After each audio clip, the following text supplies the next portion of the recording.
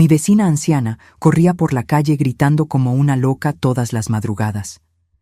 Yo le tenía miedo, hasta la noche en que me deslizó una nota por debajo de la puerta diciendo que no estaba loca, solo estaba fingiendo para que mi esposo no sospechara nada. «Mira las cámaras de seguridad del patio», decía el papel. Cuando abrí las imágenes, vi a mi esposo cavando algo en la oscuridad, y a su lado, herramientas que ningún hombre inocente necesitaría tener.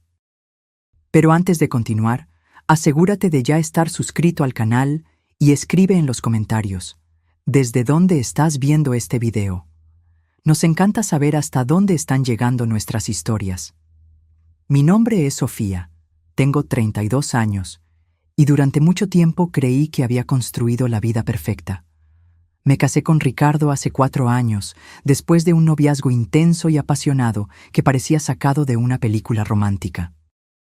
Él era atento, cariñoso, trabajaba como gerente comercial en una empresa de tecnología y siempre me hacía sentir la mujer más importante del mundo. Vivíamos en una casa cómoda, en un fraccionamiento cerrado a las afueras de Ciudad de México, rodeados de silencio y tranquilidad. Pero esa tranquilidad comenzó a agrietarse hace unos 6 meses, cuando algo extraño empezó a suceder todas las noches. Nuestra vecina, doña Guadalupe, una señora de unos 70 años que vivía sola en la casa de al lado, comenzó a tener brotes nocturnos. Siempre alrededor de las 2 de la mañana, yo despertaba con el sonido de pasos apresurados en la acera y gritos agudos que cortaban la madrugada como cuchillos. Ella corría de un lado a otro frente a nuestro portón, gritando cosas sin sentido, a veces riendo de forma histérica, otras veces llorando como si estuviera viendo algo terrible. Al principio estaba aterrada. Mi corazón se aceleraba cada vez que escuchaba esos gritos. Despertaba sudando frío, agarrada al brazo de Ricardo, implorándole que hiciera algo. Pero él siempre me calmaba con esa voz serena y firme que tanto amaba. «Amor, doña Guadalupe está enferma. Tiene demencia senil. No podemos culparla por eso», decía él, acariciando mi cabello mientras yo temblaba bajo la manta. «Si llamamos a la policía o a los bomberos, la internarán en un lugar horrible». «¿Quieres eso en tu conciencia?» Y yo, claro, no quería. Ricardo tenía ese don de hacerme sentir culpable por tener miedo, como si mi compasión estuviera faltando. Entonces me tragaba el pavor e intentaba volver a dormir, aún con los gritos resonando por la calle vacía. Las semanas fueron pasando y los episodios se convirtieron en parte de la rutina. Cada madrugada, el mismo ritual. Doña Guadalupe aparecía corriendo, gritando, golpeando postes, riendo sola. Los otros vecinos también se quejaban, pero nadie hacía nada concreto. Algunos decían que tenía familia en otra ciudad, pero que la habían abandonado allí. Otros hablaban de que siempre había sido extraña, incluso antes de envejecer. Ricardo seguía siendo mi puerto seguro. Nunca demostraba irritación con la situación, solo una paciencia casi santa. A veces lo veía por la ventana, observando a doña Guadalupe de lejos, con una expresión pensativa que no podía descifrar. Cuando le preguntaba qué estaba pensando, él sonreía y decía que solo estaba preocupado por su seguridad.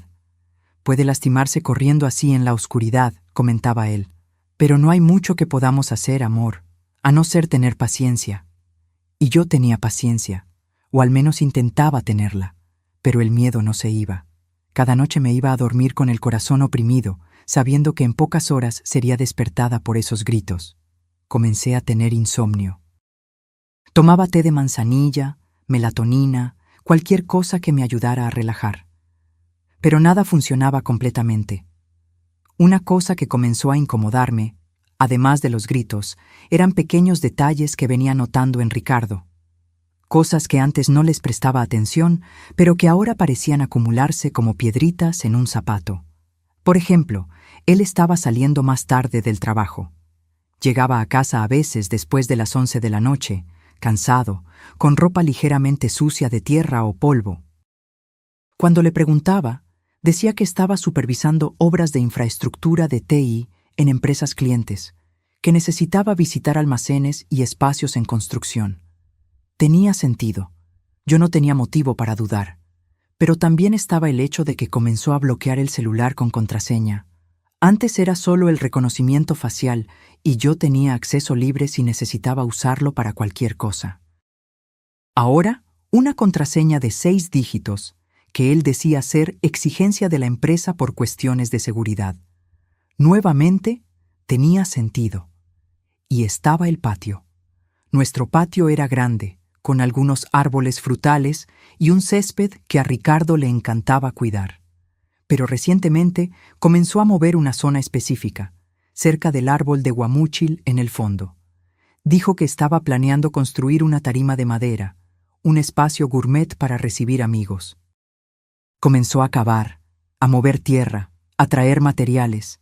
Hacía todo solo, generalmente por la noche o los fines de semana, diciendo que era una sorpresa para mí y que quería hacerlo con sus propias manos.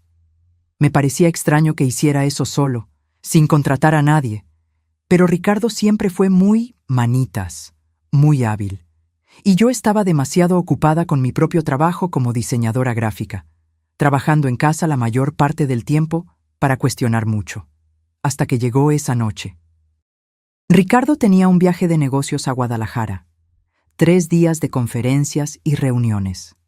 Salió la mañana de un jueves, me dio un beso prolongado en la frente y me dijo que tuviera cuidado, que cerrara bien las puertas, que no abriera a extraños. Como siempre, celoso y preocupado. Me quedé sola en casa esa noche de jueves. Cené poco, vi una serie en Netflix, intenté relajarme, pero la soledad de la casa grande me dejaba inquieta. Seguía escuchando ruidos. El viento golpeando las ventanas, el crujido de la madera del techo, pequeños chasquidos que parecían pasos. Y entonces, puntualmente a las 2 de la mañana, comenzaron los gritos de doña Guadalupe. Esta vez parecía diferente, más cerca, más insistente. Yo estaba acostada en la cama, rígida de miedo, cuando escuché un sonido distinto, un arrastre, como si algo estuviera siendo empujado por debajo de la puerta principal. Me levanté despacio, el corazón martilleando en el pecho. Me puse las pantuflas y caminé hasta la sala, encendiendo las luces por el camino. Cuando llegué cerca de la puerta, vi un trozo de papel blanco doblado en el suelo. Lo tomé con las manos temblorosas. Era un papel de cuaderno común, doblado varias veces. Lo abrí lentamente y leí las palabras escritas con bolígrafo azul, en letra temblorosa pero legible. Sofía, yo no estoy loca, no estoy senil, estoy fingiendo. Tu marido no puede saber que estoy lúcida. Por favor, mira las cámaras de seguridad de tu patio, las imágenes de los últimos días. Necesitas ver lo que está haciendo cuando piensa que nadie está mirando. Después ven a mi casa. Estaré esperando. Por favor, confía en mí. Tu vida puede estar en peligro.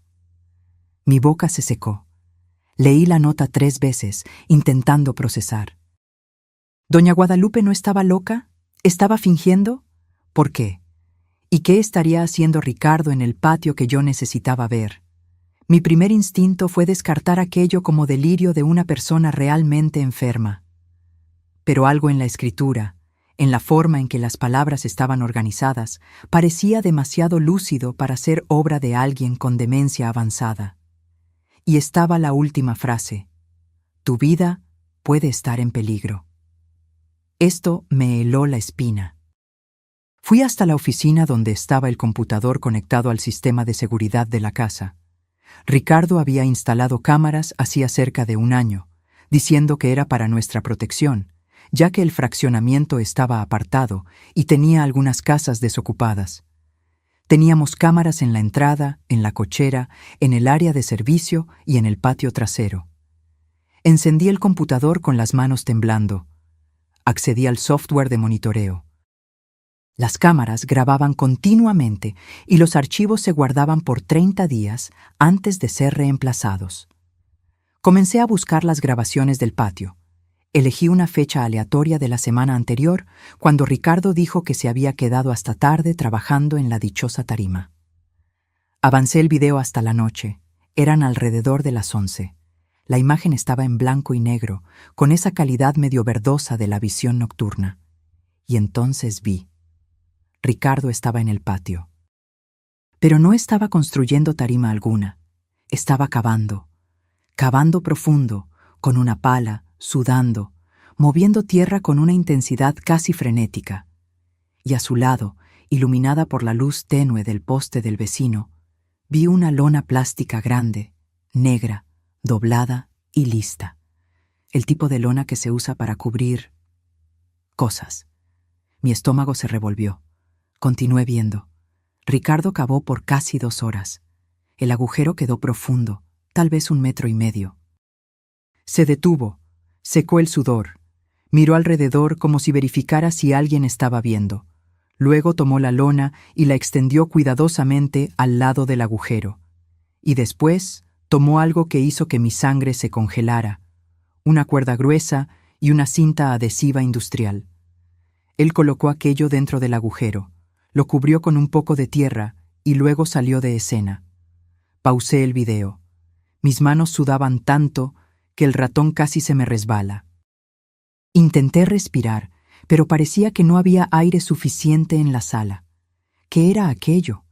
¿Por qué mi esposo estaba cavando un agujero enorme en el patio, escondiendo lona, cuerda y cinta adhesiva? ¿Y por qué hacerlo en medio de la noche, a escondidas? Busqué otras fechas. Él había hecho esto en al menos 3 noches diferentes en las últimas 2 semanas. Siempre el mismo patrón. Llegar tarde, ir directo al patio, cavar, organizar materiales, cubrir todo de vuelta. Y en una de las grabaciones vi algo que me hizo levantar y caminar en círculos por la sala, con ganas de vomitar. Ricardo estaba agachado cerca del agujero y tenía un objeto en la mano. Acerqué la imagen lo máximo que pude. Era un cuchillo grande, de mango negro, que él limpiaba cuidadosamente con un paño antes de guardar en una bolsa. No era un cuchillo de cocina, era un cuchillo de caza, del tipo que corta carne con precisión. Me senté en el suelo, abrazando mis rodillas, intentando no entrar en pánico.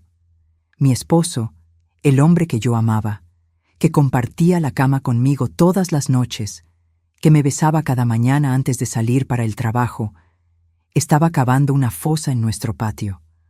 Una fosa del tamaño de un cuerpo humano, y preparando herramientas que parecían destinadas a... ¿Qué? ¿Atar a alguien? ¿Esconder a alguien?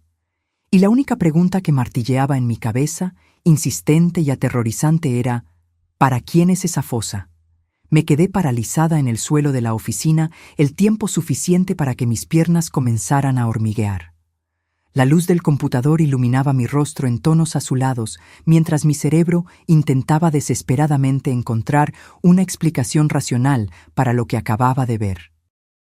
Tal vez Ricardo estaba haciendo algún trabajo de jardinería complejo. Tal vez necesitaba enterrar escombros, restos de construcción, alguna cosa que exigiera un agujero profundo. Pero entonces, ¿por qué la lona? ¿Por qué la cuerda? ¿Por qué el cuchillo? ¿Y por qué esconderme todo esto a mí? Miré nuevamente la nota de doña Guadalupe, todavía arrugada en mi mano. Tu vida puede estar en peligro. Las palabras parecían pulsar en el papel, ganando un peso que ya no podía ignorar. ¿Será que ese agujero era para mí? La idea era demasiado absurda para procesar. Ricardo me amaba. ¿No es así? Siempre fue atento, cuidadoso, presente. Nunca me levantó la voz. Nunca demostró señal alguna de violencia o agresividad. Éramos felices.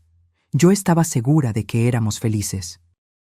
Pero entonces, ¿por qué esa sensación en mi pecho, ese escalofrío en la espina, esa voz pequeña e insistente en mi cabeza diciendo que algo estaba muy, muy mal? Me levanté del suelo con dificultad y volví a la sala. Miré por la ventana en dirección a la casa de doña Guadalupe.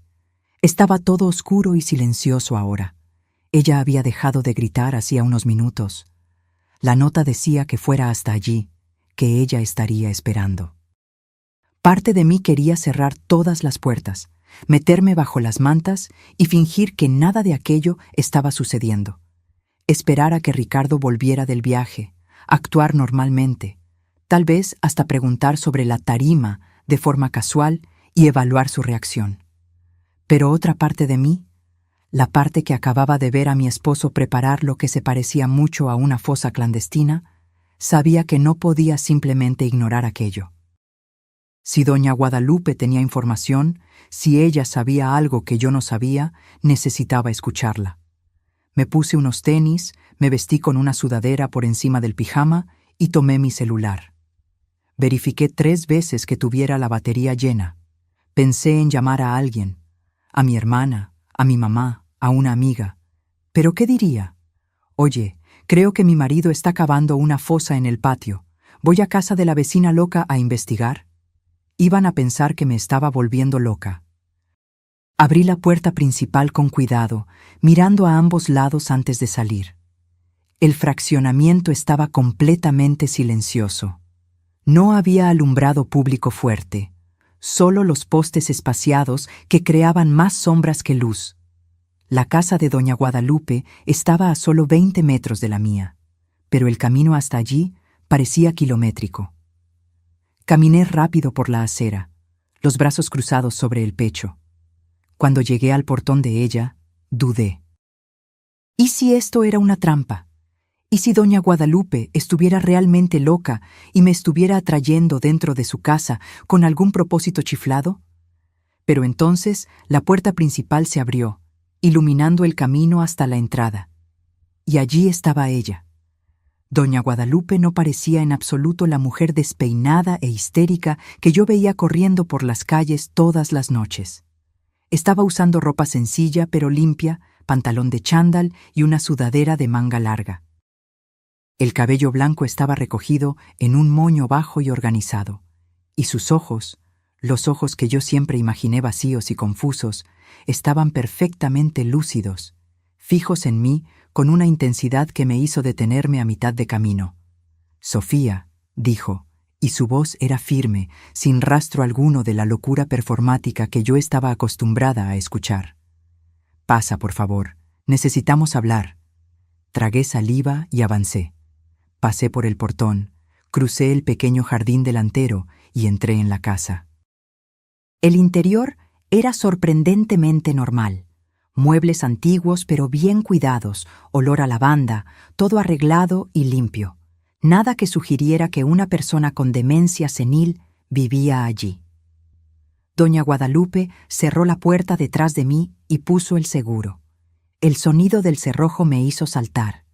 «Disculpa», dijo ella, notando mi sobresalto. «Es precaución. Siéntate, por favor».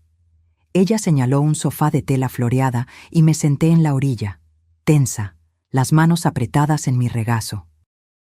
Doña Guadalupe se sentó en un sillón frente a mí y me miró con una seriedad que me hizo sentir como si estuviera siendo evaluada. «¿Viste las imágenes?», preguntó directamente, sin rodeos. Asentí, la voz atrapada en la garganta. «¿Y?», insistió. «¿Entendiste lo que está pasando?» Yo no sé», admití, y mi voz salió débil, casi un susurro. «Ricardo está cavando un agujero en el patio. Hay una lona, herramientas, pero no entiendo». «¿Por qué? ¿Para qué?». Doña Guadalupe suspiró hondo, como si estuviera reuniendo fuerzas para contar algo muy pesado. «Sofía, voy a ser directa contigo porque no tenemos mucho tiempo. Ricardo no es quien tú crees que es.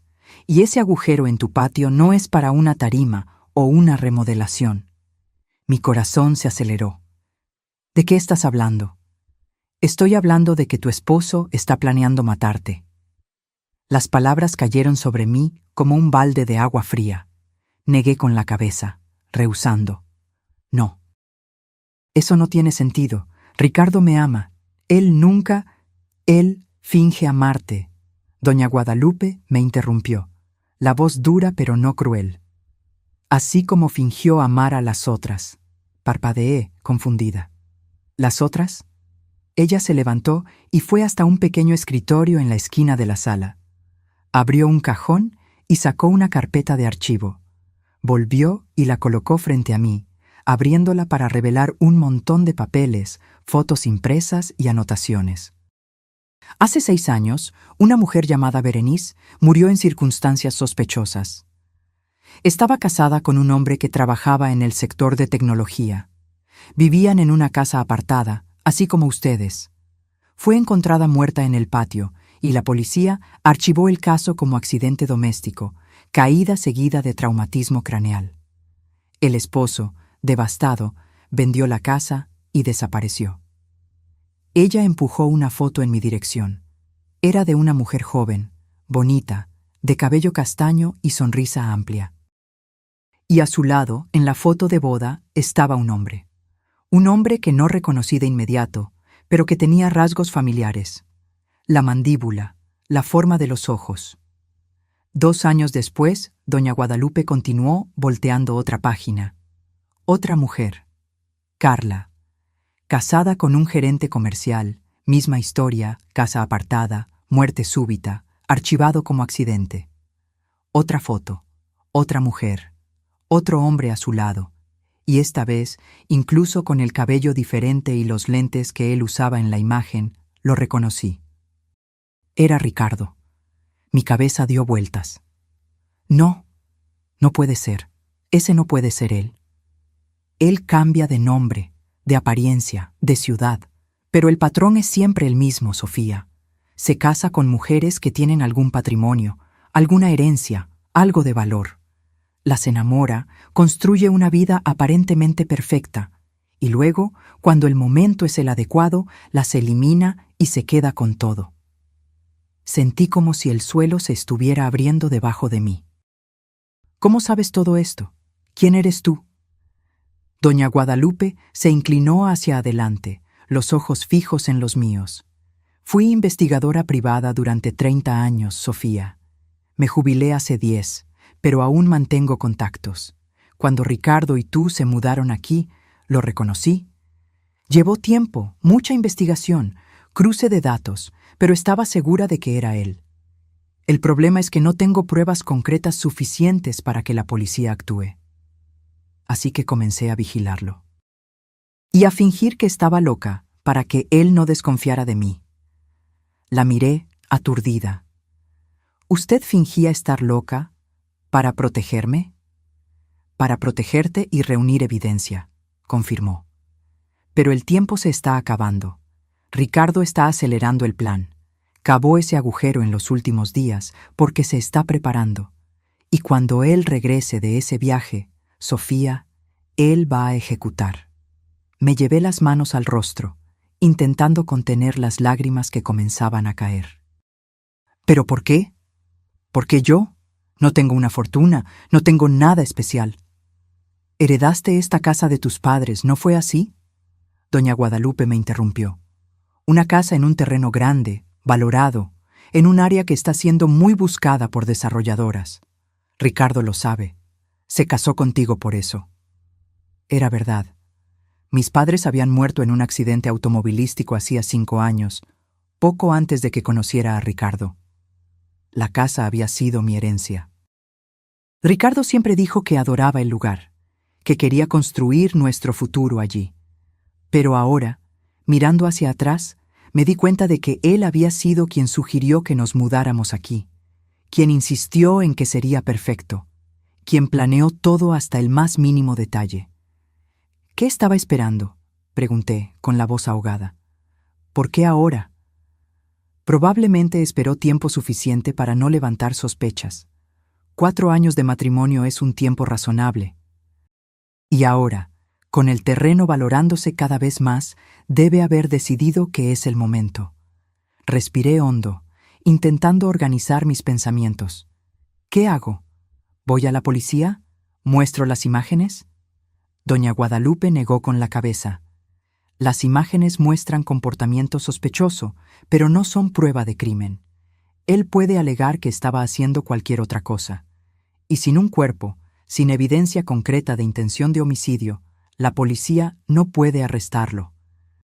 ¿Entonces qué hago?, pregunté, desesperada. ¿Espero a que me mate? No, dijo doña Guadalupe, firme. Lo atrapamos en flagrancia. Hacemos que él se rebele. La miré sin entender. Vas a volver a casa. Vas a actuar normalmente cuando él regrese del viaje. Y vamos a armar una situación en la que él se vea forzado a mostrar sus verdaderas intenciones, con testigos, con pruebas irrefutables. Todo mi cuerpo temblaba. Eso es una locura. No puedo fingir que todo está bien sabiendo que él quiere matarme. Puedes, Sofía, y vas a poder, porque la alternativa es huir ahora y pasar el resto de la vida mirando hacia atrás, esperando que él te encuentre. Hombres como Ricardo no se rinden fácilmente. Cerré los ojos, sintiendo el peso de la decisión. Mi vida entera había cambiado en una sola noche. El hombre que amaba, en quien confiaba, era un asesino. Y ahora yo necesitaba ser lo suficientemente fuerte para enfrentarlo. ¿Qué necesito hacer?, pregunté finalmente, abriendo los ojos y mirando a doña Guadalupe. Ella sonrió. No una sonrisa feliz, sino una sonrisa de alguien que reconoce el valor cuando lo ve. Primero, vas a volver a casa. Mañana actúas como si nada hubiera pasado. Respondes sus mensajes normalmente. Y cuando él regrese, ponemos nuestro plan en acción. Volví a casa con las piernas temblorosas y la cabeza dando vueltas. Cada sombra en la calle parecía observarme. Cada ruido me hacía saltar. Cerré la puerta con llave tan pronto entré. Verifiqué todas las ventanas 2 veces y fui directo al dormitorio. Pero no pude dormir ni un minuto esa noche. Me quedé acostada en la cama, mirando el techo, intentando procesar todo lo que doña Guadalupe me había contado. Ricardo, mi esposo, era un asesino en serie que mataba por dinero. Lo había hecho antes, con otras mujeres, y ahora yo era la siguiente en la lista. Tomé el celular varias veces, pensando en llamar a mi hermana, a alguien de la familia. ¿Pero qué diría? Descubrí que mi marido quiere matarme, pero no tengo pruebas, así que necesito fingir que todo está bien para atraparlo en flagrancia. Me internarían. De madrugada recibí un mensaje de Ricardo. Amor, la reunión terminó tarde. Mañana hay más. Te amo. Duerme bien. Miré esas palabras en la pantalla, tan comunes, tan normales, tan cariñosas, y sentí náuseas. ¿Cómo podía escribir eso sabiendo lo que estaba planeando hacerme? ¿Cómo alguien puede ser tan frío, tan calculador? Respondí con un simple «Te amo también, buenas noches», como haría normalmente. Y luego me quedé mirando la conversación, preguntándome cuántas otras mujeres habían recibido mensajes parecidos de él antes de morir. Cuando el sol finalmente salió, yo estaba exhausta pero incapaz de relajarme. Tomé una ducha larga, dejando que el agua caliente cayera sobre mí mientras lloraba en silencio. Intenté recomponerme. Necesitaba actuar normalmente. No podía dar ninguna señal de que sabía algo. Durante el día trabajé en el computador, o al menos fingí trabajar. En realidad, pasé horas buscando en Internet, buscando información sobre las mujeres que doña Guadalupe había mencionado. Encontré noticias antiguas, obituarios, algunos artículos sobre las muertes. Y en todos, la misma narrativa. Accidentes domésticos trágicos, maridos devastados, ninguna sospecha. Ricardo había sido perfecto en cubrir sus rastros. Si no fuera por doña Guadalupe, él habría sido perfecto conmigo también. Por la tarde, ella apareció en mi puerta, vestida con su ropa de siempre, un poco descuidada, el cabello despeinado a propósito. Pero sus ojos estaban alertas, inteligentes. ¿Podemos hablar?, preguntó, lo suficientemente alto para que pareciera que solo estaba siendo una vecina amable. La dejé entrar. Nos sentamos en la sala y ella me pasó un pequeño objeto, un broche de perla. Es una cámara y micrófono, explicó en voz baja. Ponte esto cuando Ricardo regrese, grabará todo. Tomé el broche, sintiendo el peso de él en la palma de mi mano. Parecía tan pequeño, tan frágil, para cargar la responsabilidad de posiblemente salvar mi vida. ¿Y después?, pregunté. ¿Cuál es el plan exacto? Doña Guadalupe se inclinó hacia adelante. Cuando él regrese, vas a decirle que necesitas hablar con él sobre algo importante. Lo llevarás al patio, cerca del agujero que él cavó. Lo vas a confrontar, pero de forma que él se sienta en control. Hombres como él adoran echarse flores, presumir cuando creen que ganaron. ¿Y si él me ataca antes de eso? Yo estaré vigilando. Tengo cámaras apuntadas a tu patio desde mi casa.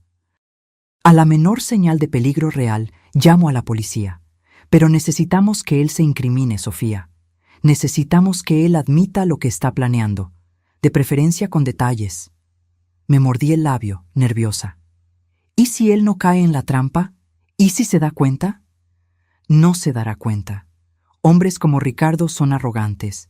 Él cree que eres demasiado frágil, demasiado ingenua para desconfiar de él. Usa eso a tu favor. Pasamos el resto de la tarde ensayando. Doña Guadalupe me hizo repetir varias veces lo que debía decir, cómo debía actuar, cómo provocar a Ricardo de forma sutil sin parecer demasiado obvio. Era como memorizar un guión para una obra de teatro, excepto que el escenario era mi propia casa y el precio del error era mi vida. Ricardo regresó el sábado por la noche, tal como lo planeado. Escuché su coche entrando en la cochera y todo mi cuerpo se contrajo. Respiré hondo, ajusté el broche con cámara en mi blusa y forcé una sonrisa en mi rostro. Cuando entró por la puerta, estaba con la maleta de viaje y esa sonrisa encantadora que un día me hizo enamorarme. Vino hacia mí, me abrazó fuerte y me besó largamente. «Me hiciste falta», murmuró contra mi cabello. «Tú también», mentí, mi estómago revuelto.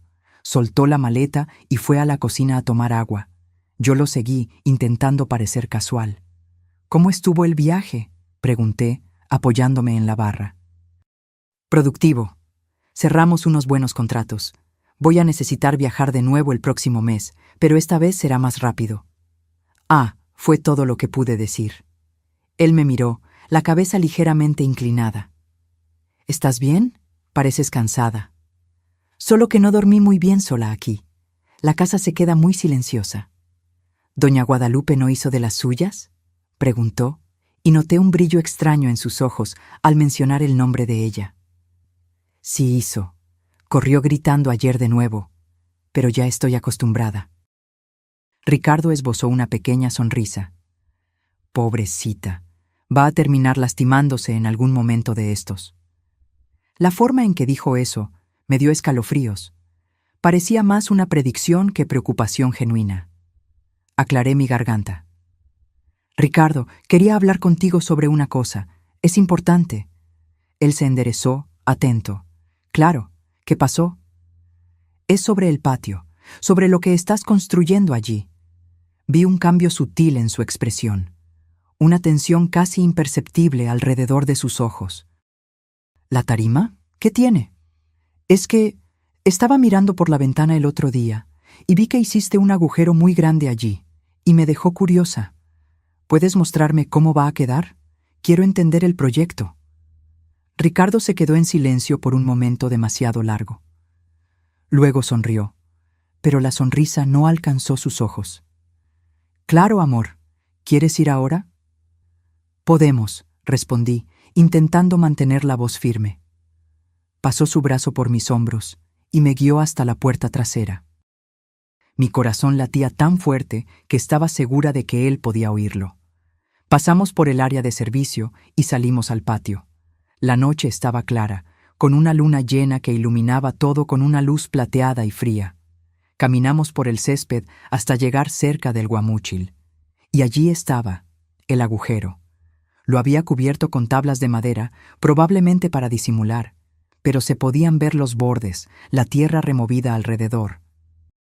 «Entonces», dijo Ricardo, soltando mi hombro y caminando hasta la orilla del agujero. «Aquí va a ser la cimentación de la tarima. Necesita ser profundo para quedar estable». «Parece muy profundo para una simple tarima», comenté, acercándome cautelosamente. «Es que quiero hacer algo elaborado, con diferentes niveles, ¿sabes? Va a quedar hermoso». Hablaba con tanta naturalidad, tanta convicción, que por un segundo casi le creí. Casi olvidé que estaba mirando lo que probablemente sería mi sepultura. «Ricardo», comencé, y mi voz tembló ligeramente. «Necesito preguntarte una cosa, y quiero que seas honesto conmigo». Él se volteó hacia mí, con la expresión curiosa. «Claro, puedes preguntar». «¿Por qué te casaste conmigo?» La pregunta lo tomó por sorpresa. Él parpadeó, confundido. «¿Cómo que por qué?» «Porque te amo, Sofía. Tú lo sabes». «¿Pero por qué yo específicamente? ¿Qué te atrajo de mí?» «Amor, ¿por qué estás preguntando esto?», dijo, dando un paso en mi dirección. «¿Te estás sintiendo insegura? Solo responde, por favor». Ricardo suspiró, como si estuviera siendo paciente con una niña. «Tú eres especial, inteligente, bonita, independiente. Cuando te conocí, supe que quería pasar mi vida contigo».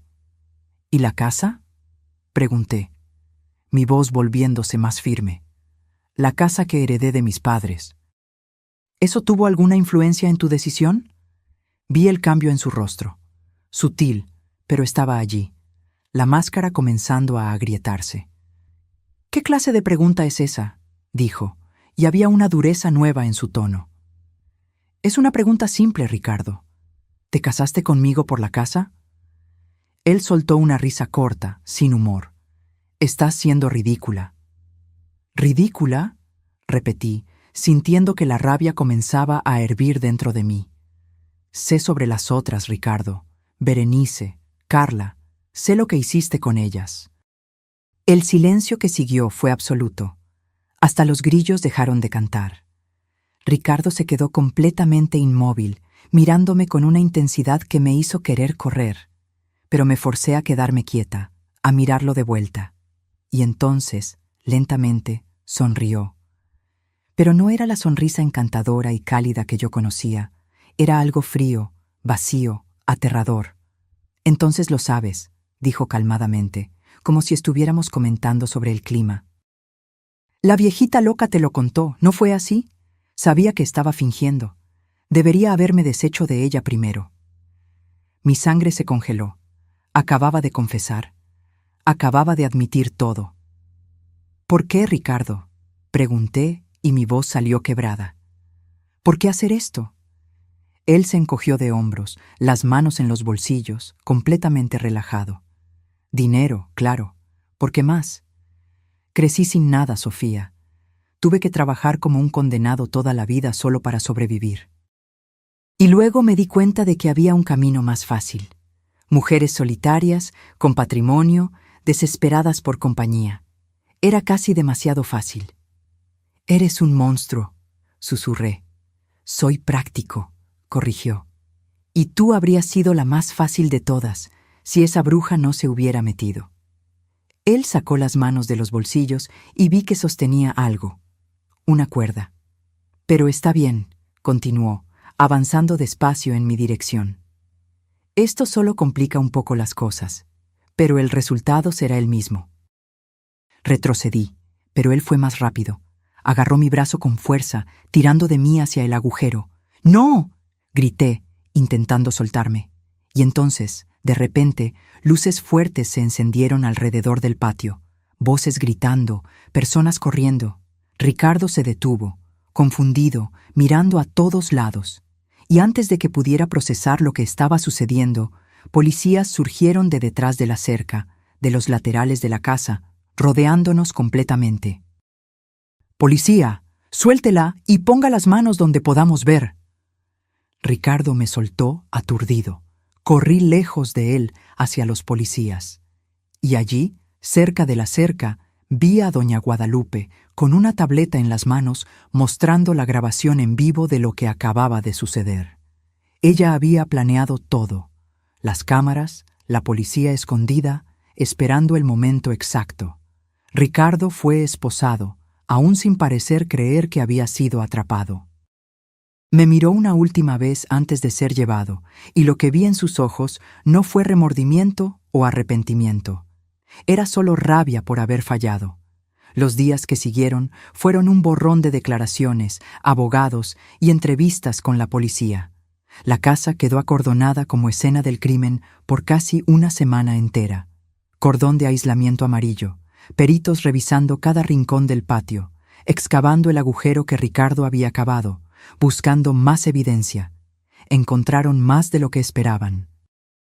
Además de la lona, la cuerda y la cinta adhesiva, hallaron una caja de herramientas enterrada cerca del guamúchil. Dentro de ella, guantes quirúrgicos, más cuerdas, una sierra manual, productos de limpieza pesada e instrucciones escritas en detalle sobre cómo deshacerse de un cuerpo sin dejar rastros. Ricardo había planeado cada paso con una frialdad que me dejó nauseabunda por días.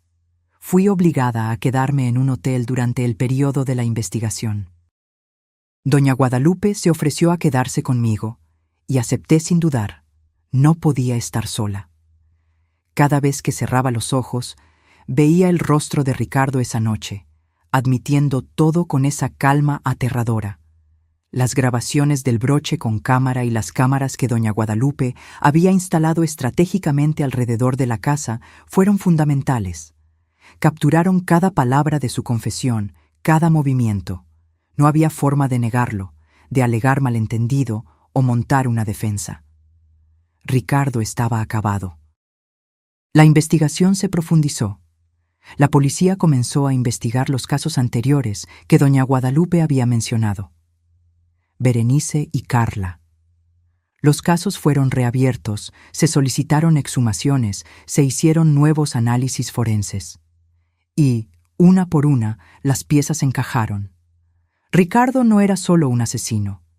Era un depredador meticuloso que había operado por casi una década, cambiando de identidad, de apariencia, de ciudad, siempre un paso adelante de las autoridades. Había usado al menos 5 nombres diferentes. Tenía cuentas bancarias en 3 estados. Y, lo más perturbador de todo, tenía un cuaderno donde anotaba detalles sobre sus víctimas. Cuando la policía me mostró el cuaderno, sentí como si me hubieran dado un puñetazo en el estómago. Allí estaba yo, Sofía, 32 años, diseñadora gráfica, heredera de propiedad valuada en 8 millones de pesos, debilidades, baja autoestima, dependencia emocional, familia distante. Estrategia: romance intenso, matrimonio rápido, aislamiento gradual de los amigos. Eliminación prevista para después de 4 años de matrimonio. Método: caída accidental seguida de traumatismo craneal. Había planeado mi muerte desde el principio. Desde el primer encuentro, la primera conversación, el primer beso. Todo había sido calculado, ensayado, ejecutado con precisión quirúrgica. Encontré mi entrada junto a las anotaciones sobre Berenice y Carla. Los métodos eran siempre parecidos, pero adaptados a cada situación. Berenice había caído de una escalera.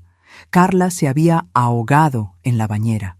Yo sería víctima de un accidente en el patio, probablemente empujada dentro del agujero y dejada allí hasta morir, o muerta antes y enterrada. Lloré por horas después de ver aquello.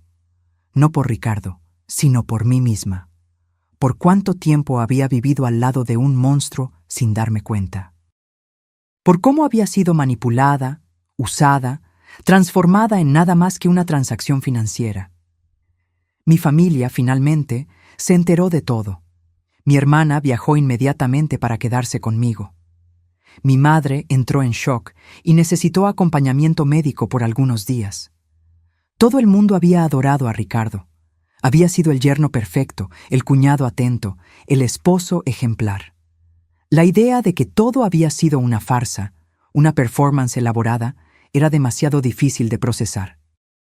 ¿Cómo no te diste cuenta?, me preguntó mi hermana una noche, mientras estábamos sentadas en el cuarto del hotel.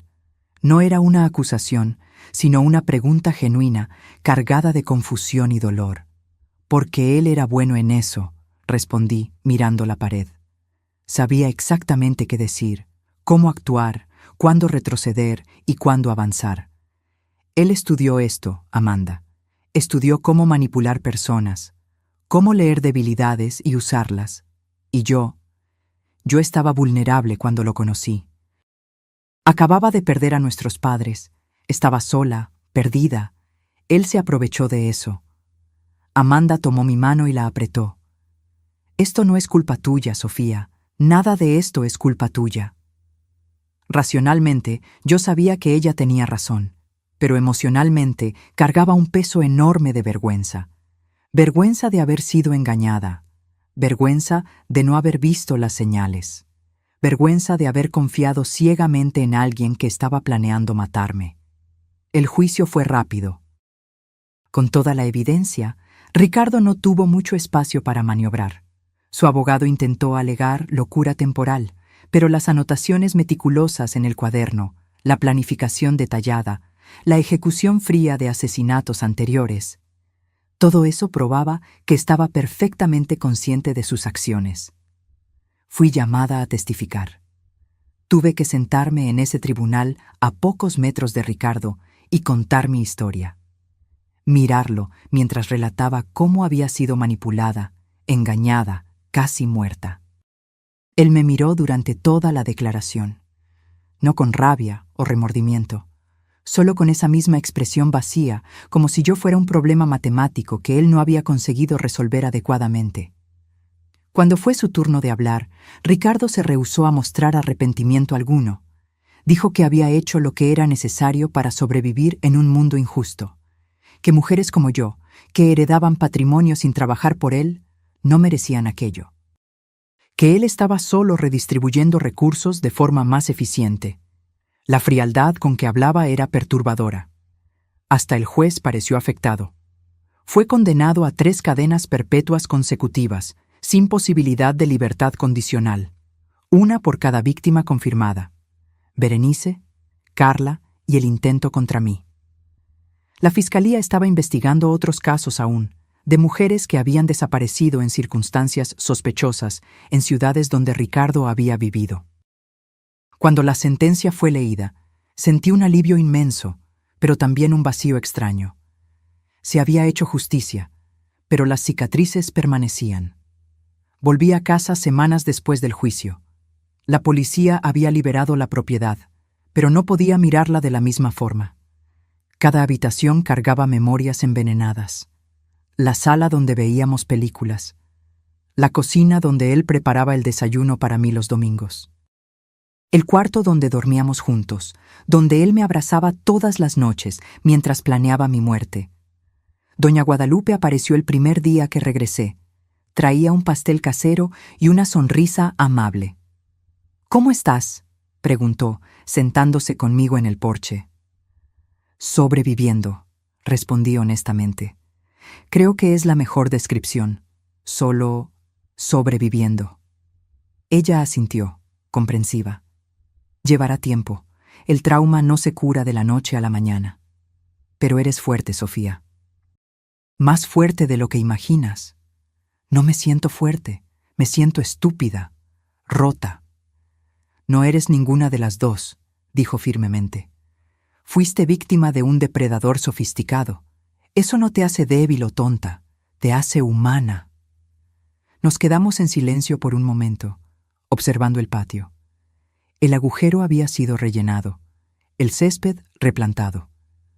Pronto, no habría señal física de lo que había sucedido allí, pero las marcas emocionales permanecerían por mucho tiempo. «¿Por qué hizo esto?», pregunté de repente. «¿Por qué arriesgó tanto para salvarme? Usted ni siquiera me conocía bien». Doña Guadalupe suspiró, mirando el horizonte. «Porque ya he visto muchas víctimas a lo largo de mi carrera. Mujeres que fueron engañadas, usadas, descartadas. Y la mayoría de las veces llegaba demasiado tarde. Solo podía recolectar evidencia, cerrar casos, traer justicia post-mortem. Pero contigo tuve la oportunidad de llegar a tiempo, de impedir que otra vida fuera desperdiciada. No podía dejar pasar esa oportunidad». Sentí lágrimas ardiendo en mis ojos. «Gracias, gracias por no rendirse conmigo». Ella apretó mi mano. «No tienes que agradecer. Solo promete que seguirás viviendo. Viviendo de verdad. No solo existiendo. No dejes que él te robe más de lo que ya robó. Era un pedido difícil, porque Ricardo había robado mucho. Había robado mi confianza, mi inocencia, mi capacidad de creer en la gente fácilmente. Había transformado cada relación que había tenido en algo sospechoso, contaminado. Pero prometí intentarlo. Le prometí a ella y a mí misma que no dejaría que ese trauma me definiera para siempre. Los primeros meses fueron los más difíciles.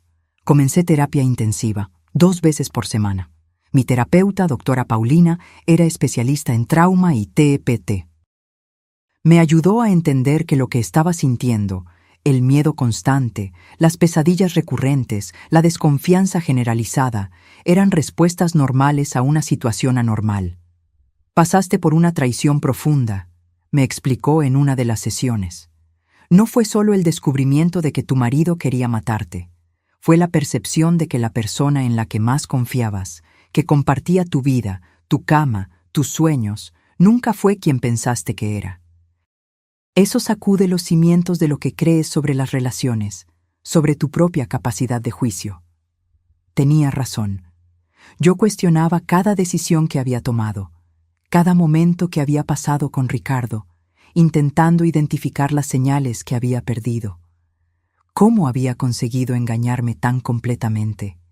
¿Qué tipo de persona era yo para no haberme dado cuenta de que estaba viviendo con un asesino?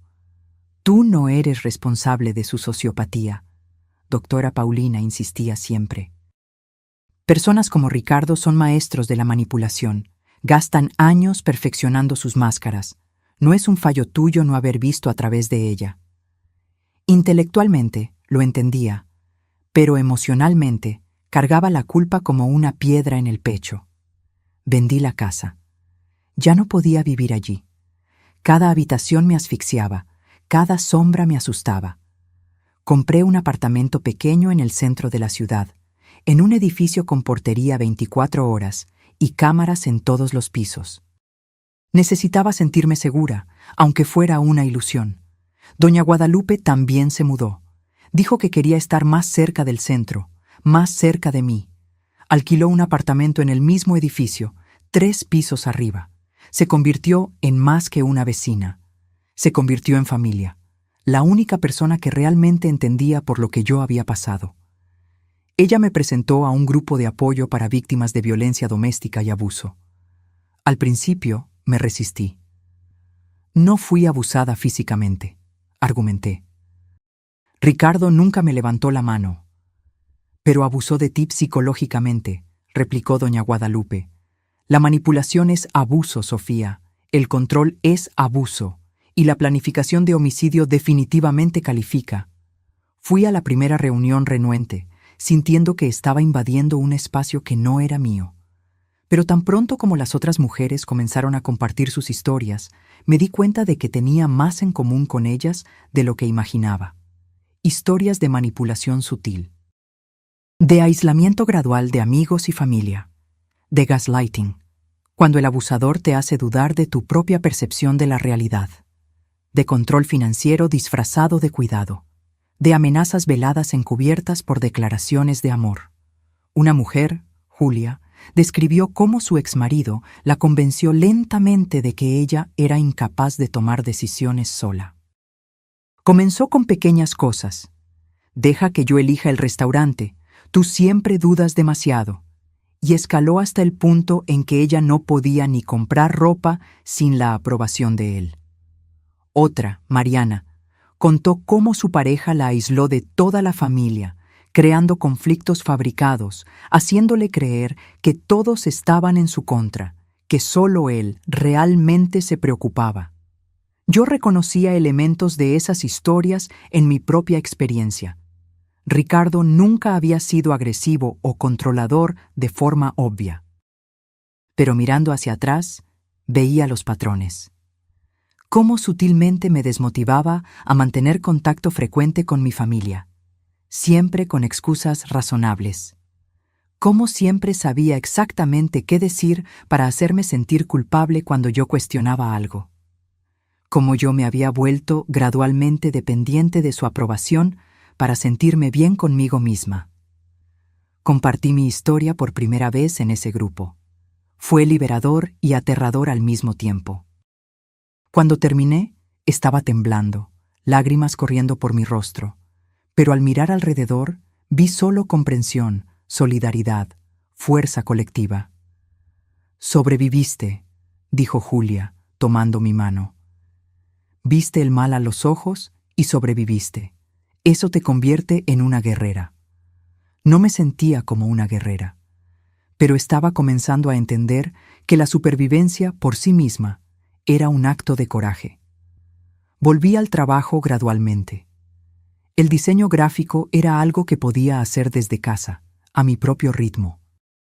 Mis clientes eran comprensivos con los plazos más flexibles que yo necesitaba. La creatividad fue difícil al principio. ¿Cómo crear algo bonito cuando tu mundo interior estaba tan feo? Pero lentamente regresó. Cada proyecto concluido era una pequeña victoria. Prueba de que yo todavía era capaz, todavía era funcional, todavía tenía valor más allá de ser víctima de Ricardo. Doña Guadalupe se convirtió en parte de mi rutina diaria. Tomábamos café juntas todas las mañanas. Ella contaba historias de los casos antiguos que investigó, siempre con lecciones incluidas sobre resiliencia, sobre no dejar que el mal gane, sobre la importancia de confiar en los instintos. «Tu instinto estaba intentando avisarte», me dijo una mañana. Sentiste que algo estaba mal, incluso sin poder nombrar el qué. El problema es que se nos enseña a ignorar esos instintos, especialmente a las mujeres. Se nos enseña a ser educadas, a dar el beneficio de la duda, a no hacer un drama. Pero a veces, hacer un drama salva tu vida. Pensé en las noches que había pasado en vela, sintiendo esa sensación extraña en el pecho cuando miraba a Ricardo. En las veces que cuestioné mentalmente alguna cosa que él dijo, pero dejé pasar. En los momentos en que todo mi cuerpo gritaba, algo está mal, pero mi cabeza racionalizaba, encontraba explicaciones.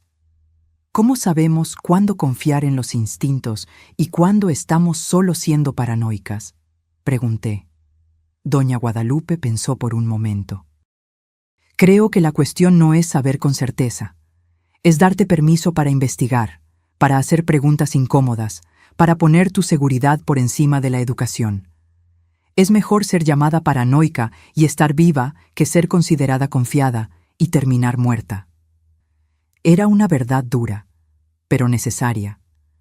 6 meses después del juicio recibí una carta. Era de Ricardo, de la cárcel. Mi primer instinto fue romperla sin leer. Pero la curiosidad ganó.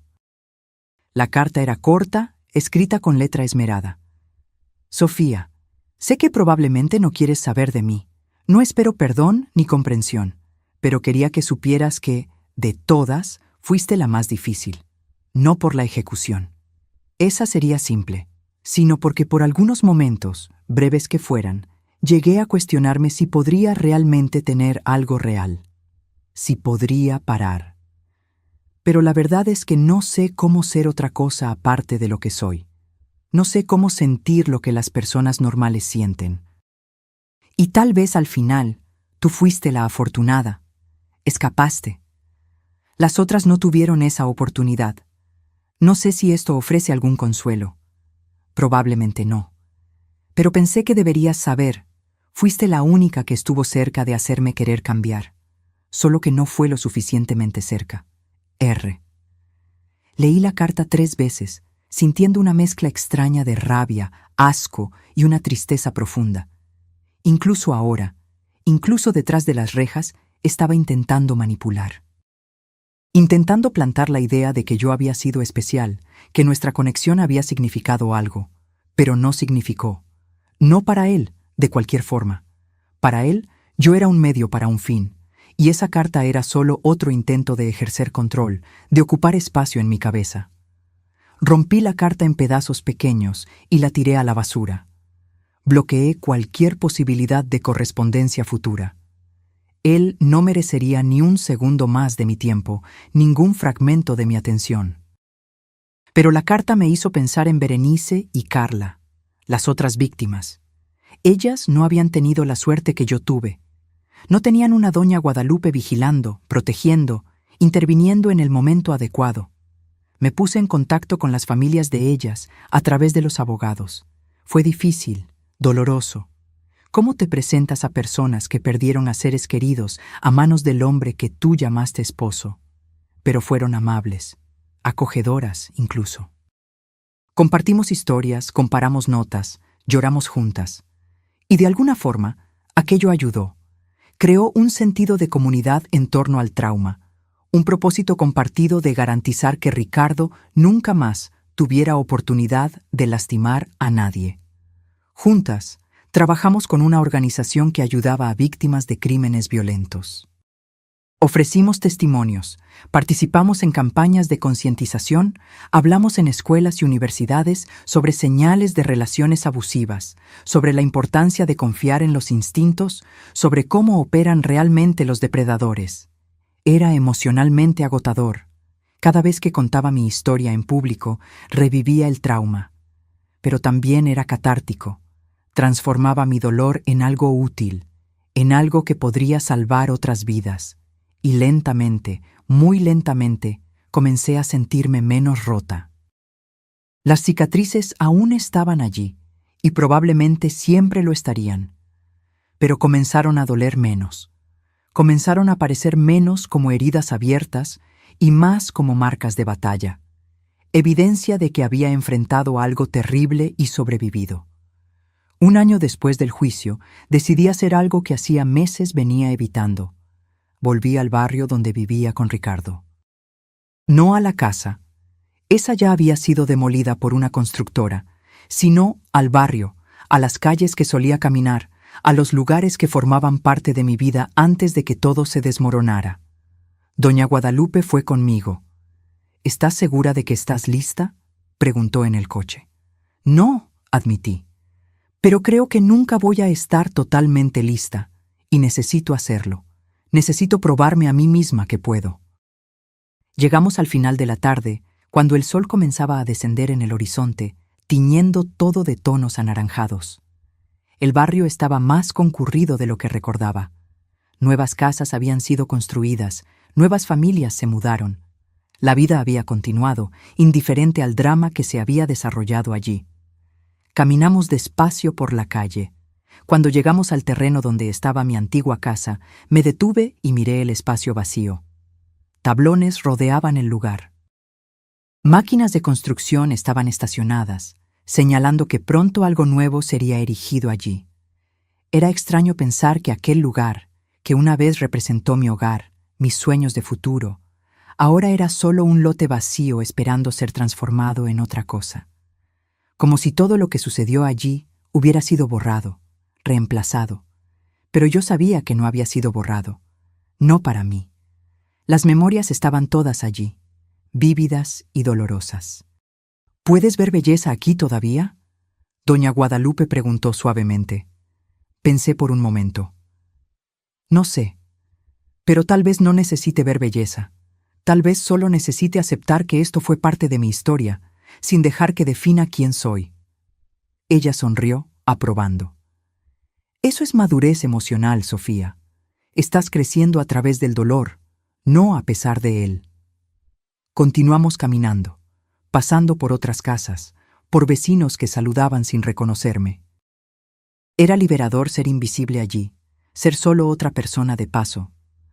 Cuando volvimos al coche, me sentí más ligera, no curada, pero más completa, como si hubiera cerrado un ciclo, aunque los bordes aún estuvieran un poco deshilachados. En el camino de vuelta, doña Guadalupe me contó más sobre su pasado, sobre los casos que investigó, los criminales que ayudó a capturar, pero también sobre los casos que no consiguió resolver, las víctimas que no pudo salvar a tiempo. Llevo algunas de ellas hasta hoy, admitió, mirando por la ventana. Hay una especialmente, Ana. Tenía tu edad, casada con un hombre encantador, exitoso. Vecinos me llamaron porque desconfiaban de cosas extrañas. Comencé a investigar, pero fui demasiado despacio. Cuando finalmente reuní suficiente evidencia, ella ya estaba muerta. Él alegó suicidio. Con mi investigación, conseguimos probar que fue homicidio. Él fue arrestado. Pero Ana siguió muerta. Hizo una pausa, la voz volviéndose más baja. Eso fue hace casi 15 años. Y desde entonces me prometí a mí misma que si tenía otra oportunidad, si veía otro caso parecido, no sería lenta. No esperaría por la evidencia perfecta, actuaría. Fue por eso que fingió estar loca, dije, entendiendo. Para tener acceso, para protegerme sin levantar sospechas. Exactamente. No iba a permitir que sucediera otra Ana. No si podía evitarlo. Sentí una oleada de gratitud tan fuerte que casi me asfixió. Usted salvó mi vida, Guadalupe, literalmente. Y tú le diste sentido a los últimos años de mi jubilación, respondió con una sonrisa triste. A veces creo que nos salvamos mutuamente, de formas diferentes. Esa noche, sola en mi apartamento, pensé mucho sobre el propósito, sobre cómo el trauma puede romperte, pero también puede moldearte en algo más fuerte, más consciente, más empático. Decidí hacer algo concreto con mi experiencia.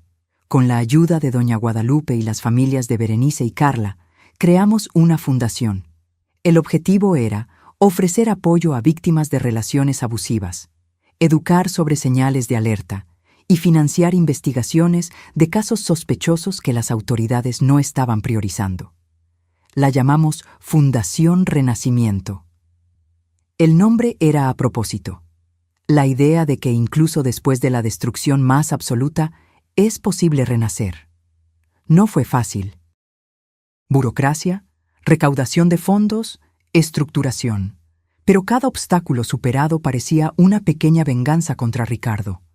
Cada vida que tocábamos, cada mujer que ayudábamos a escapar de situaciones peligrosas, era una forma de transformar mi dolor en algo positivo. Comenzamos pequeños. Una oficina modesta, 2 empleadas además de mí y doña Guadalupe. Pero la demanda era aterradora. Recibíamos docenas de mensajes por día de mujeres pidiendo ayuda, orientación, simplemente alguien que creyera en ellas cuando decían que algo estaba mal en sus relaciones. Implementamos una línea directa 24 horas, alianzas con albergues. Contratamos investigadores privados para casos donde había sospechas, pero faltaban pruebas. Y creamos un programa educativo para escuelas, enseñando a jóvenes sobre relaciones saludables, sobre consentimiento, sobre cómo identificar comportamientos abusivos desde el principio. La respuesta fue abrumadora. En 6 meses ya habíamos ayudado a más de 50 mujeres a escapar de situaciones peligrosas. Algunas eran casos extremos, como el mío. Otras eran situaciones de abuso psicológico, control financiero, aislamiento social. Cada historia me rompía un poco el corazón, pero también lo llenaba de determinación. Ninguna de esas mujeres merecía lo que estaba pasando. Y si yo podía usar mi experiencia, mi supervivencia, para marcar una diferencia en sus vidas, entonces tal vez todo el sufrimiento tendría algún propósito. 2 años después del juicio de Ricardo, recibí una llamada inesperada. Era la fiscal que había trabajado en el caso. Tenía novedades. Durante la investigación continua, la policía había identificado a 3 posibles víctimas más de Ricardo en otros estados. Mujeres que habían desaparecido o muerto en circunstancias sospechosas en periodos que coincidían con la presencia de él en esas regiones. Una de ellas, Patricia, había sido reportada como fugitiva por el entonces esposo, uno de los alias de Ricardo. Él alegó que ella había abandonado el matrimonio y desaparecido con otro hombre. El caso nunca fue investigado a fondo. Con las nuevas evidencias, encontraron el cuerpo de Patricia, enterrado en una propiedad rural que pertenecía a una de las identidades falsas de Ricardo. Había sido estrangulada. Las otras 2 víctimas aún estaban desaparecidas, pero la policía estaba cavando, en el sentido literal y figurado, en propiedades asociadas a Ricardo. «Creemos que puede haber más», me dijo la fiscal por teléfono. «Puede ser que haya estado haciendo esto por más tiempo de lo que imaginábamos. Tal vez desde sus 20 y tantos años». Sentí náuseas. «¿Cuántas, cree usted?» Difícil decir. Pero entre casos confirmados, sospechosos y posibles, Tal vez una docena de mujeres, 12 vidas destruidas, 12 familias destruidas, y yo casi había sido la 13ª. Él va a pasar el resto de la vida en la cárcel, ¿verdad? Pregunté, aunque ya sabía la respuesta. Sin lugar a dudas. Con estas nuevas acusaciones responderá por múltiples homicidios. No hay posibilidad de que vuelva a ver la libertad. Después de colgar, me senté en el suelo de la oficina de la fundación y lloré. Lloré por Patricia. Lloré por Berenice y Carla.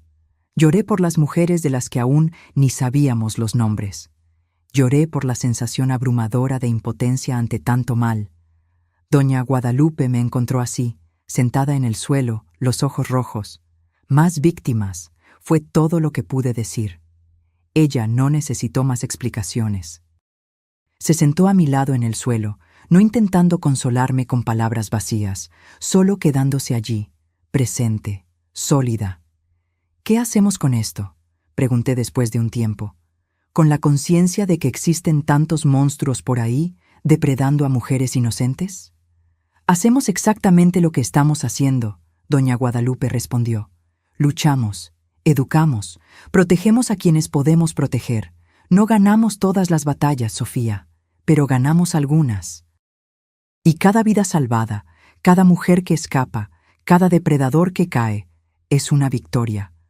Ella tenía razón. Yo no podía salvar a todas. No podía deshacer lo que Ricardo había hecho, pero podía honrar a las que no sobrevivieron usando mi propia supervivencia para marcar una diferencia. Esa noche, actualizamos el sitio web de la Fundación con fotos de las víctimas conocidas de Ricardo. Creamos un memorial digital, un espacio para que sus familias compartieran memorias, para que ellas fueran recordadas no solo como víctimas, sino como personas completas que habían vivido, amado, soñado. Fue doloroso, pero necesario. Ellas merecían ser vistas. Merecían que sus historias fueran contadas. 3 años después de mi casi muerte, la fundación había crecido significativamente. Ahora teníamos 5 oficinas en diferentes estados, un equipo de 20 personas y alianzas con agencias de policía especializadas en crímenes contra mujeres. Yo me había convertido en portavoz de la causa, dando entrevistas, hablando en conferencias, participando en paneles sobre violencia doméstica y psicológica. Era agotador, pero también gratificante. Una de las charlas más impactantes que di fue en una universidad. Después de la presentación, una joven de unos 20 años se acercó. Estaba llorando. «Usted acaba de describir mi relación», dijo, la voz temblando. Todo lo que dijo sobre manipulación, sobre aislamiento gradual, sobre sentir que te estás volviendo loca, es exactamente lo que estoy viviendo. Me senté con ella por 2 horas, escuchando, orientando, ayudándola a crear un plan de salida seguro. La conecté con recursos de la fundación. 3 semanas después, recibí un mensaje de ella. Había terminado la relación, estaba viviendo con su familia nuevamente, estaba en terapia. «Usted salvó mi vida», escribió. Estaba tan confundida, creyendo que el problema era yo. Ahora veo que él estaba haciendo todo deliberadamente. Mensajes así hacían que todo el sufrimiento valiera la pena. Cada vida tocada, cada mente abierta, cada mujer salvada, era un golpe contra la impunidad de depredadores como Ricardo. Pero el trabajo también me expuso a historias horribles. Mujeres que no habían escapado a tiempo. Niños que perdieron a sus madres. Familias destrozadas. Cada caso dejaba una marca. Añadía más peso a lo que yo ya cargaba. Volví a tener pesadillas con frecuencia. Siempre variaciones del mismo tema. Ricardo encontrándome, acorralándome, terminando lo que había comenzado. Despertaba sudando, el corazón acelerado. Me llevaba minutos convencerme de que estaba segura, que él estaba tras las rejas, que no podía alcanzarme. Doctora Paulina me ayudó a entender que esto era normal. Estás constantemente reviviendo tu trauma a través del trabajo de la fundación. Es noble, importante, pero también puede ser retraumatizante. Necesitas encontrar equilibrio. Comencé a implementar límites más rígidos, un día a la semana sin ningún trabajo relacionado con la fundación. Tiempo para hobbies, para amigos, para cosas que no tenían nada que ver con trauma o supervivencia. Volví a pintar, algo que adoraba en la adolescencia pero había abandonado. Compré lienzos, pinturas, pinceles. Y comencé a crear. Al principio, las pinturas eran oscuras, violentas, llenas de caos, pero lentamente colores más claros comenzaron a aparecer, formas más suaves, esperanza infiltrándose en la oscuridad. También comencé a salir con alguien nuevamente. Esto fue aterrador. ¿Cómo confiar en alguien después de todo lo que pasé? ¿Cómo abrir mi corazón sabiendo que fui engañada tan completamente antes? Las primeras citas fueron desastres. Yo analizaba cada palabra, cada gesto, buscando señales de manipulación. Cuestionaba todo, desconfiaba de cualquier demostración de afecto. Era agotador para mí e injusto para las otras personas. Hasta que conocí a Pedro. Nos conocimos en una librería, literalmente tropezando el uno con el otro mientras buscábamos libros en la misma sección.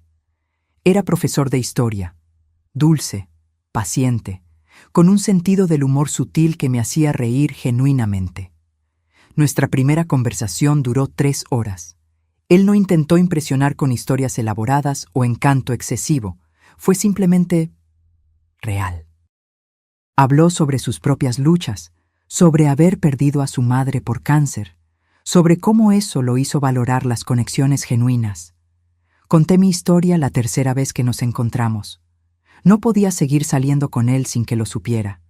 Pensé que lo iba a asustar, que iba a salir corriendo tan pronto supiera el nivel de bagaje que yo cargaba. Pero él solo me escuchó. Cuando terminé, tomó mi mano y dijo: «Gracias por confiarme esto, y lamento mucho lo que pasaste. Pero quiero que sepas, no te veo como rota o dañada. Veo a alguien increíblemente fuerte que sobrevivió a algo horrible y eligió transformar eso en algo positivo». Lloré frente a él por primera vez. No de tristeza, sino de alivio, de ser vista, realmente vista y no rechazada. Nuestra relación progresó despacio.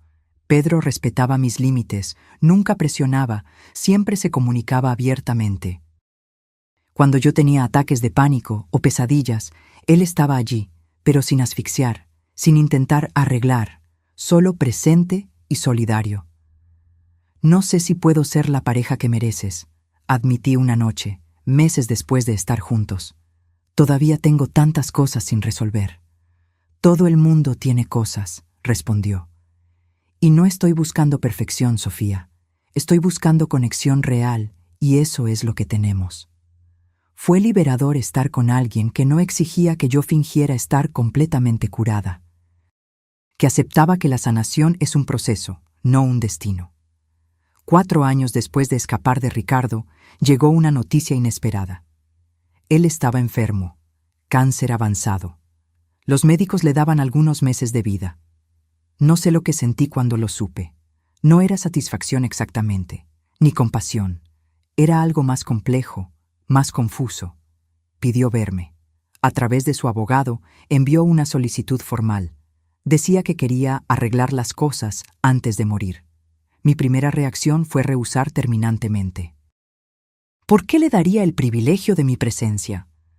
¿Por qué arriesgaría a ponerme en una posición vulnerable nuevamente? Pero algo me jalaba. Tal vez la necesidad de closure. Tal vez curiosidad sobre lo que él posiblemente tendría que decir. Tal vez solo el deseo de mirarlo a los ojos una última vez, no como víctima, sino como sobreviviente. Consulté a doctora Paulina. «No hay respuesta correcta aquí», me dijo. «Pero si decides ir, ve preparada, ve con alguien, y recuerda, no le debes nada. Ni perdón, ni comprensión, ni paz mental». Decidí ir. Doña Guadalupe insistió en acompañarme. Pedro también quería venir, pero pensé que sería demasiado. Algunos enfrentamientos necesitamos encararlos solo con las personas que estuvieron allí desde el principio. La cárcel era fría, estéril, con ese olor característico a desinfectante y desesperación.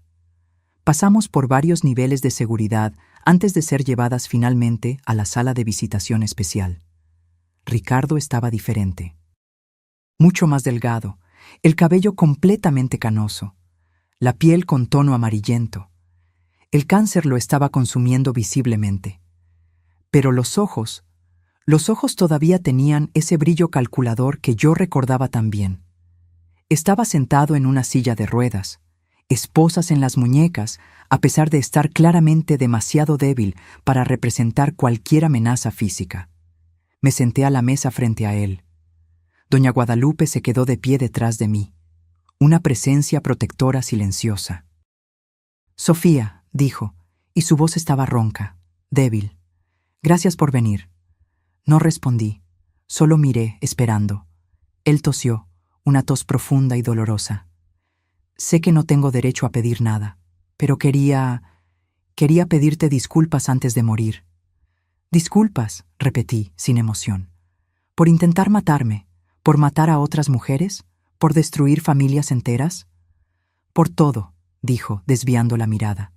«Sé que no significa nada ahora, pero necesito decirlo. Estaba equivocado. Todo lo que hice estuvo mal». El silencio se instaló entre nosotros. Estudié su rostro, buscando sinceridad por arrepentimiento genuino. Y lo que vi fue nada. Sus palabras eran vacías, mecánicas. Incluso ahora, a las puertas de la muerte, estaba actuando. «Usted no siente remordimiento real, ¿verdad?», pregunté calmadamente. «Está arrepentido de haber sido atrapado, de estar muriendo en la cárcel en lugar de libre y rico, pero no de las mujeres que mató». Sus ojos volvieron a mí, y por un breve momento la máscara se deslizó. Vi frialdad allí, la misma frialdad de esa noche en el patio. «Siento lo que puedo sentir», dijo finalmente. «No soy como tú, Sofía. Nunca lo fui. No sé cómo se siente el remordimiento de la forma en que las personas normales sienten. Entonces, ¿por qué llamarme aquí? ¿Qué quiere realmente?» Él suspiró. «Tal vez solo quería verte una última vez. Ver lo que escapó. Tú fuiste la única que ganó, ¿sabes? Todas las otras... Yo gané, pero tú me derrotaste. Y allí estaba. Incluso muriendo, todavía se trataba de ganar o perder, de control, de poder». Me levanté de la silla. «Espero que sus últimos meses sean largos y dolorosos, Ricardo. Y espero que gaste cada segundo pensando en todas las vidas que destruyó». Comencé a girarme para salir. «Sofía», llamó, la voz un poco más alta. Me detuve, pero no me volteé. «Nunca vas a ser completamente libre de mí. Estaré en tu cabeza para siempre». Cada relación, cada momento de duda, cada pesadilla. Gané más de lo que crees. Me volteé y lo miré una última vez. «Te equivocas. Tú no me definiste. Fuiste un capítulo horrible en mi vida, pero no eres toda la historia. Yo elijo quién soy, y elijo no dejar que tengas poder sobre mí». Y salí, Doña Guadalupe a mi lado, su mano firme en mi hombro. Afuera de la cárcel respiré hondo el aire fresco. Sentí como si acabara de escalar una montaña enorme. «¿Cómo estás?», preguntó Doña Guadalupe. «Bien», respondí, y me di cuenta de que era verdad. Mejor de lo que esperaba. Intentó una última manipulación, un último intento de hacerme sentir que todavía tenía poder sobre mí, pero no lo tiene. Ricardo murió 3 semanas después. No fui al funeral, no envié flores ni condolencias. Solo seguí viviendo, seguí trabajando, seguí sanando. Su muerte cerró un capítulo, pero no abrió heridas nuevas. Ya había procesado el trauma, ya había hecho las paces con mi supervivencia. Él era solo una nota a pie de página ahora, no el título de mi historia. 5 años después de esa noche aterrorizante en el patio, mi vida era irreconocible, en el mejor sentido posible. La Fundación Renacimiento se había expandido a 10 estados. Habíamos ayudado a más de 1000 mujeres a escapar de relaciones peligrosas. implementamos programas educativos en más de 100 escuelas.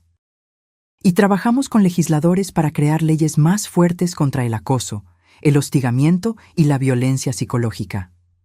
Pedro y yo nos casamos en una ceremonia pequeña, íntima, rodeados solo por personas que realmente importaban. Fue tan diferente de mi boda con Ricardo. Aquella había sido un show, una performance elaborada. Esta fue genuina, llena de amor real, de vulnerabilidad real. Doña Guadalupe fue mi madrina. Ahora tenía 80 años, aún tan lista como siempre, todavía trabajando activamente en la fundación. Voy a trabajar hasta el día que me muera, decía. Mientras tenga aliento, lucharé por esas mujeres. Tuvimos un hijo, Gabriel. Cuando descubrí que estaba embarazada, fui invadida por miedos que ni sabía que tenía. ¿Y si yo cargaba algún daño tan profundo que no pudiera ser buena madre? ¿Y si proyectaba mis miedos en él? ¿Y si el trauma me impedía amarlo como merecía? Pero cuando nació y lo sostuve por primera vez, todos esos miedos se disolvieron. Mirar a ese sercito perfecto, tan vulnerable, tan confiado, me llenó de un propósito renovado. Iba a criar un hijo que entendiera el consentimiento, que respetara los límites, que reconociera las señales de abuso. Iba a criar a un hombre bueno en un mundo que desesperadamente necesitaba más hombres buenos. En una tarde de verano, sentada en el balcón de nuestro apartamento con Gabriel durmiendo en mi regazo, miré todo lo que construimos. Yo, Doña Guadalupe, Pedro, todo el equipo de la fundación. Mi celular sonó. Era un mensaje de una de las mujeres que habíamos ayudado recientemente. Una foto de ella y sus hijos en un parque, sonriendo, libres. Ustedes me salvaron, decía el mensaje. Gracias por ayudarme a ver que merecía más. Lágrimas llenaron mis ojos, pero eran lágrimas buenas. Ricardo había intentado destruirme. Había cavado una fosa literal para mí, planeado mi muerte con la misma frialdad con que planeaba el desayuno. Pero había fallado, y en el proceso me había dado inadvertidamente un propósito mayor de lo que jamás habría encontrado de otra forma. Miré a Gabriel, luego a Pedro que estaba leyendo en el sofá de la sala, luego a la foto de la fundación en la pared, Doña Guadalupe y yo cortando la cinta en la inauguración de nuestra oficina más grande.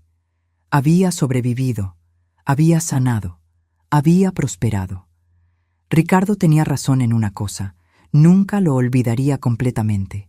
Las cicatrices aún estaban allí. Probablemente siempre lo estarían, pero ellas no me definían. Eran solo parte de mi historia, no la historia entera. Yo era Sofía.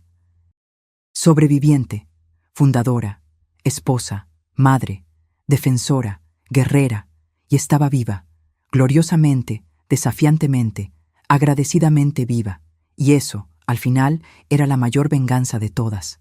Vivir bien, amar bien, marcar la diferencia. Ricardo había cavado una fosa, pero fue él quien cayó en ella. Yo estaba aquí, bajo el sol, respirando aire fresco, sosteniendo a mi hijo, planeando el futuro. Había ganado. Y seguiría ganando, un día a la vez, una mujer salvada a la vez, hasta que no hubiera más Ricardos en el mundo. Hasta que no hubiera más mujeres necesitando ser salvadas. Era un objetivo ambicioso, tal vez imposible. Pero después de todo lo que sobreviví, había aprendido que imposible es solo una palabra. Ahora, si te gustó esta historia, haz clic en suscribirse y dime en los comentarios qué parte te dejó con el ojo cuadrado. Ah, y no olvides hacerte miembro para tener acceso a videos exclusivos que no publico aquí. Te espero allí.